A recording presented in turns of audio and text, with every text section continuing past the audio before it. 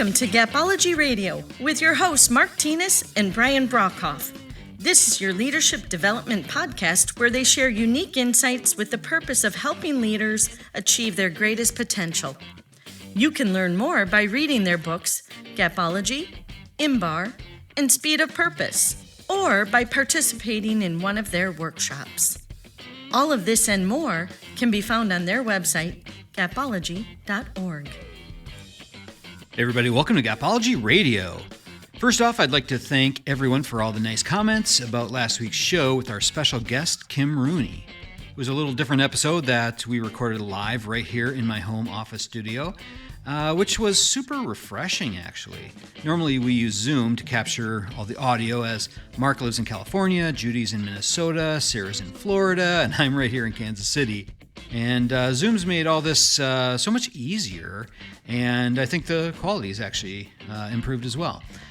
So if you haven't had a chance to listen to that episode, go back and check it out. Also, as a reminder, Judy and Sarah are available now to conduct live, in-person, or virtual workshops on Gapology for your teams. These can be 2 to 4 hour workshops, or they can be broken down sequentially and provided virtually over Zoom. So just let us know your needs, and we can come up with a great solution that'll work for your organization. All right, so let's go ahead and get tonight's show rolling with Mark and Sarah. Hey, Sarah. Hey, Mark. How are you guys doing? Hey, guys. Hey, Brian. Nice to be here. Hey, nice to have you, Sarah. It's been a little bit. How have you been? Oh, just trying to keep fresh on Gapology and listening in and, loving every update you guys put out here on Gapology Radio. Awesome. Very cool. Well, we've got a great topic tonight, actually, to talk about. And I know Mark has it all laid out. So, Mark, you want to just go ahead and jump right in and kick things off? Yeah, thanks, Brian. Yeah, so the topic tonight is when more is less. When more is less. Now, if you flip that around, that might imply that less is often more. And I think I would buy into that. As leaders, sometimes we pile on too much and we think that more is more and more may actually be less. And we're going to give you some examples tonight and pitfalls to avoid so that you don't fall into the trap of more being less. So an example would be meetings. Meetings without a clear objective, meetings without a specific agenda and a set of actions that come out of it, and potentially some great random recaps during the meeting to ensure that the team is on track with, the objectives. More meetings can just be less productivity, less achievement, less achieving the objectives, less time in the day. So as leaders, we need to be very careful not to add meetings because we may actually be achieving less through that. So what do you think about that, Sarah? Well, Mark, I think you hit the nail on the head with more sometimes being less. And, there's that phrase that you've heard, the KISS method, keep it simple, stupid, right? And, without the derogatory phrase, maybe we could just flip it around and say, look at everyone's calendars these days. And I think throughout the pandemic, when we were pivoting and becoming virtual, we almost got comfortable at having our calendars being back-to-back meetings because you didn't have to physically get up and go to someone's office and it was all on Zoom and it's just back-to-back-to-back. But when you create a schedule like that, whether it's for yourself or for your team, how much time are you giving your peers that deep dive time to actually get into the work that they're supposed to produce? So updates and check-in meetings are great to say, what have you accomplished and what have you been working on? But if you never give them the time to actually work on it, Judy and I, with Relatively Speaking and the other work we do, we coach a lot of leaders. And a lot of times the feedback we get is that they're pulled into so many meetings that they feel like they can't say no to and they can't turn down. So then they go to these meetings and have no time, which then sinks into their personal time and after hours because they feel to get the results that they're now told to get, which we'll probably get into, are sometimes competing goals and too many goals, that they need to get all these different things, that they feel like they need to burn the midnight oil to produce that. So I think that, really being intentional about the meetings that we're having and making sure that they produce a valuable outcome is really essential. Yeah, I would agree, Sarah. I think everything you said is exactly right. Meetings are important. We need to have meetings, absolutely, but let's make them effective. In Gapology, we write in there about simplicity. And I think simplicity is key when you're looking at structuring your leadership rhythm around meetings. So keep it simple, keep it to the point where it's really manageable, and just so they're not draining. I think so often people feel so drained by going to meeting after meeting after meeting. Yeah, that's part of more being less right there. That's a big chunk of it. The other thing that happens is leaders kid themselves about what's retained because we had more meetings, therefore we gained more knowledge, right? Well, maybe not. Mm-hmm. Maybe we actually gained less and we trampled upon ourselves. So we have to be very careful that meetings are effective. One of the most effective things that we have seen in organizations is a rhythm where meetings occur on a rhythmic basis.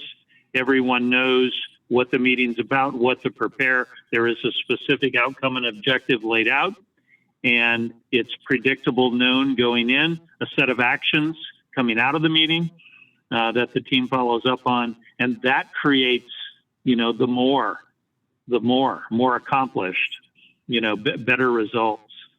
So, and to Sarah's point, in the Zoom world, because meetings are, a touch of a button, you don't have to get in the car. It's tempting to add more meetings. And that may not be the solution to what we're trying to achieve at all. Great meetings may be the solution. More meetings may very well not be. And if you're finding yourself having to have more meetings, ask yourself why. Why? Why more meetings? What are we missing here? The meetings obviously are not as effective as they need to be. So be careful. Right. Any other thoughts on that one before I go forward?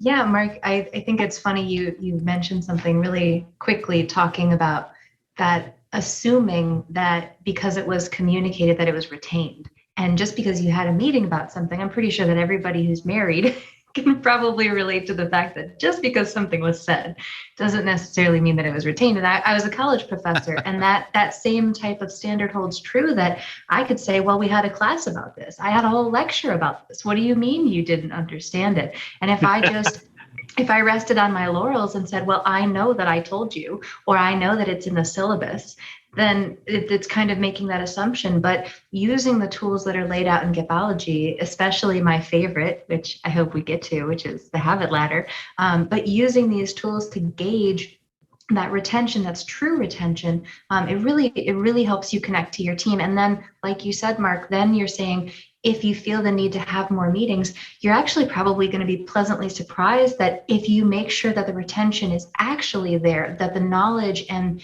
the skills are actually being built into habits, you might surprise yourself with how many less meetings you need to achieve more with that team. Well said, well said. I'm glad you mentioned the habit ladder, because as a leader, you can literally take the habit ladder, which is in Gapology, and you can use it as your meeting agenda. So think about this. Here are the steps on the habit ladder. The first thing you do is you communicate the content. Maybe it's a policy change. Maybe it's a new procedure, whatever. You lay that out there. The second step, likely one of the most important and often missed, is you verify the understanding of the group. Did they understand it? You could have a test. You could go around the room and have them explain it to you. There's many ways to verify understanding, but until you verify understanding, your communication was worthless. The third step, again, rarely used, is to ask for agreement, ask for commitment. Are we all in on this? Are we going to do it? And that makes all the difference in the world. Then if you have time, or you could schedule it separately, practice and feedback on whatever this new process, procedure, whatever the content of the meeting is key. Practice and feedback, and that creates habit. And the habit ladder is incredibly effective. It's underutilized, and it changes everything. And it makes less is more. you can have less meetings and be more impactful and create great results. So what do you think about that, Sarah? It's your favorite tool. It is, and it's probably because of my teaching experience that you really have to be intentional about each one of those steps, and especially ones like agreement, like you mentioned, that people barely get to that one, but then even more so the one beyond it, which is practice, and saying, no matter what your skills are or what you're trying to teach them, how would it feel for them to be able to practice it? And just to give you some context, I taught public speaking, which is not something that students really want to be learning or feel comfortable learning. So giving them the ability to practice or work out some of those nerves, it helps so much when you get to the final result. And that's really obvious in something like public speaking or a sport, but we take for granted how much we think that people just hearing instructions will be able to follow those instructions. So I think that practice is one of the most underutilized, which, agreement probably helps in that intrinsic level to get them to close importance gaps along the way, but really making sure that practice is worked through. It's almost the biggest obligation as a leader of the team to make sure that you're setting your team up for success, to make sure that they actually make it to the habit step. Yeah, I would. Yeah. Wow. What do you think, Brian? Yeah, no, I love that. Absolutely. Habit ladder is key. It can be applied in a lot of different ways. And when looking at a meeting, trying to figure out, okay, so what is the most important thing? What are the behaviors that matter? What is the action? What is that really matters here? And then building your agenda around the habit ladder with that as your objective. I think that's really critical. Yeah, the habit ladder really embodies gapology. It closes the knowledge gap, it closes the importance gap, and it closes the action gap. So leaders that learn to leverage the habit ladder truly can be much more effective. Can I go on to one other one on this? Sure. So Brian and I worked with an organization that had dozens, I'm not joking, dozens of KPIs. KPIs would be performance goals, key performance indicators, objectives. They had dozens of them. So in this case, more became less. There was less focus on the actual key performance indicators, the ones that really mattered, much less focus. And because there were so many, it became confusing and it was difficult to prioritize. So more became less. So the simple solution that Brian and I went through is we prioritized in rank order the KPIs and determined that 3 of the dozens, just 3 of them really were impactful and impacted the bottom line the most. So we narrowed the focus of the organization to 3 KPIs versus dozens, and less became much more. Success just exploded. Everything changed. So more was less because leaders thought more KPIs would mean more performance. Not the case. Less. Yeah, I think that sometimes people get overwhelmed by the amount of stuff that needs to get done, right? I mean, that's common no matter what industry, no matter what level of managerial or leadership people are in. There's just, quote unquote, so much that needs to be done.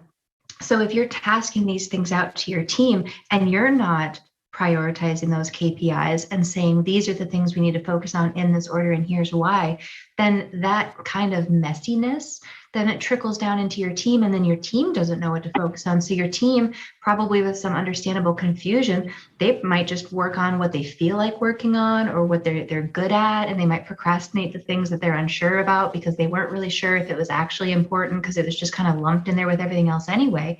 So again, as we're talking about, a lot of this stuff starts with you as the leader. The clearer you are, and the more you say, these are our goals, and here's why, and this is the order, it's remarkable. And I've seen this happen in my organization, which I often bring up because it's a nonprofit, so it's its own monster.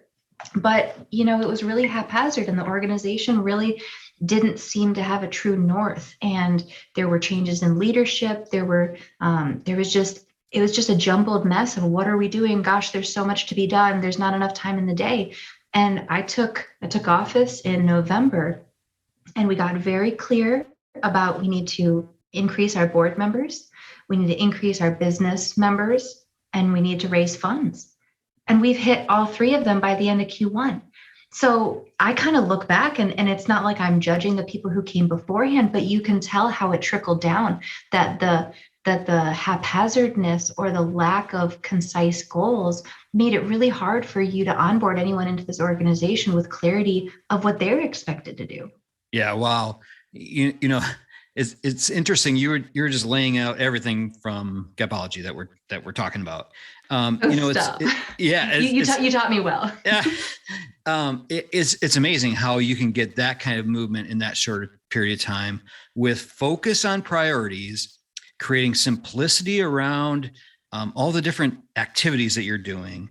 That's really key. You know, anybody can look at Gapology, and if you look at just the model itself, there's so much simplicity in the model. And then, you know, when you look at the solutions individually and apply those with simplicity in mind, I think you can absolutely go after any of those priorities, clear that water, and, you know, achieve your goals. Yeah, absolutely, Brian. Sarah made an interesting point that I want to highlight. When you have too many KPIs, too many objectives, the team can hide behind the ones that they're good at. When you narrow it down to the ones that matter most and everyone has to achieve those, it makes things much simpler and much more productive. Yeah. So less becomes more in that case, and that's what you want to achieve. So the other thing that I would bring up, I saw an interview on Bloomberg with Jeff Bezos, founder of Amazon, and I just listened for a few minutes and did not hear what I expected to hear. I expected to hear conversations around how he works 24 hours a day and doesn't get any sleep and 7 days a week. And he didn't say that at all. He talked about how he tries to accomplish three things each day, three significant things. And when he can accomplish three significant things each day, he's had a great day, and it makes a great week and a great month. And that was so impactful for me to hear him say that, because it's not what I expected at all. And I think less is more in this case. And when more is less, when we pile on more and more, which is what Sarah was talking about earlier, trying to accomplish more and more versus significant things and doing them well, we really defeat the purpose. Well, and I think it touches on another important piece of Gapology that we haven't really talked about when you're talking about closing that knowledge gap, which is talent, and making sure that the right people are doing the roles. Because I know that there are certain things that I can spend all day on, and it would take me all day, and it wouldn't necessarily move the needle. So was I the right person to have done that task? Or would it have been more beneficial to look at my team and go, oh, you know, who's really going to knock this out of the park is this person, and let's give it to them, and they're going to shine because they can't do all these other things that I'm the only person who can do. So if I give it to them and it frees me up to do things that make me really effective, it's also being pretty strategic about who's doing what, and not just what you're doing, who's doing it, and how does that help alleviate some of the meetings, because then it's a different level of organization and trust in that delegation. Yeah, I love that. Putting the right person in the right role. That's so critical. And, you know, it's critical when you look at skills versus output, right? But it's also critical, I think, for just your level of love for your life. When you're put in a role that you just are not good at, don't enjoy doing, and you're always going to struggle. But when when you're put in a position where you really love it and you're really engaged with it, that just, I think, it fills you up. It makes you far more productive. I don't mean to interrupt you, Brian, but this is just, it's only funny because I work with a bunch of volunteers and I'm constantly whining about how we don't have enough people. But in the same breath, I'm taking people out of roles. And someone from the outside might look at me and go, oh my God, Sarah, why did you tell this person to step down as the chair of whatever? And why did you tell the person not to? Well, because they're not effective in it. Well, what good is having a chair that I can't rely on and a person who can't follow through and do the tasks? Then I'm going to spend more of my time shuffling them around and checking in. And are you sure you have this? Do you need this? And, if they wanted to, we could develop them. But a lot of the times those struggles and the reason that they're not effective as a volunteer in that capacity is that they don't have the time to commit to it. So I'd rather say, let's be honest about your time commitment. Let's put you into a role that has less to put on your plate, and then you'll be more effective with it. Rather than trying to force you into this role that has a lot of obligation and commitment, I'd rather see you do less. And, as somebody who's leading a volunteer organization, trying to get everyone to do as much as possible, that seems counterproductive, but it really does streamline, and it makes sure that the people who are in those roles of responsibility understand why they're there, and they have that buy-in and that closure of the importance gap because they understand they understand the assignment, as the kids say these days. Yeah, absolutely. In summary, if you just look at Gapology and look at the root solutions to close the knowledge gap, they are training, teaching, and talent. Each of those is enhanced by simplicity, by being narrow and not expansive. If you look at the importance gap, expectations, communication, and prioritization, all enhanced when not too much is piled on. Can't have tons of expectations and get them all accomplished at the level that you expect. Over communication is a negative. Prioritization becomes very difficult when there's too many things. And then you look at the action gap. Accountability, commitment, and culture, all enhanced by a very narrow set of objectives, a very clear purpose, and the simplicity of that. It changes everything. So Gapology is enhanced, gaps are closed, performance excels when we realize that more is often simply less. Awesome. Well said. I love that. I love that summary. That's exactly it. Look at your organization through that lens of simplicity. I think that's really key. Sarah, any closing thoughts? Well, the joke in me wants to say, no, I'll say less here. But as someone who has 2 degrees in communication, you would think that I would be all about it. That, I'm communicating up, down, and sideways, and we have to have all these emails for this and all these group chats for that. And the best thing we did for our organization that I'll give credit to our board president for is he streamlined it and put it all into Slack, just put everything into there. And there are still occasional, emails that come out from the city that we all have to respond to that we're copied on. But for there to be clarity that there's one channel for everyone to check instead of not knowing if I'm going to get a phone call or not knowing if I'm going to get a text or did I check this thing today, that the simplicity of having less opportunities for communication and having more predictable ways of communication has also contributed to our organization's success. Yeah, absolutely. Looking at everything through that lens of simplicity is really key. More does become less so often. So I think that's good for tonight. Well, thanks for having me, guys. I appreciate hanging out with you and going over this. Yeah, it was nice to have you back on the show, and we'll talk to you all soon. Everybody have a great night. Thanks, Sarah. Thanks, Brian. Bye. All right, that'll do it from here. For more information on our books, our workshops, our online training course, all that stuff, head on over to our website, gapology.org. Everyone have a fantastic week. We'll talk to you soon. This has been a Gapology Institute production. Visit us at gapology.org.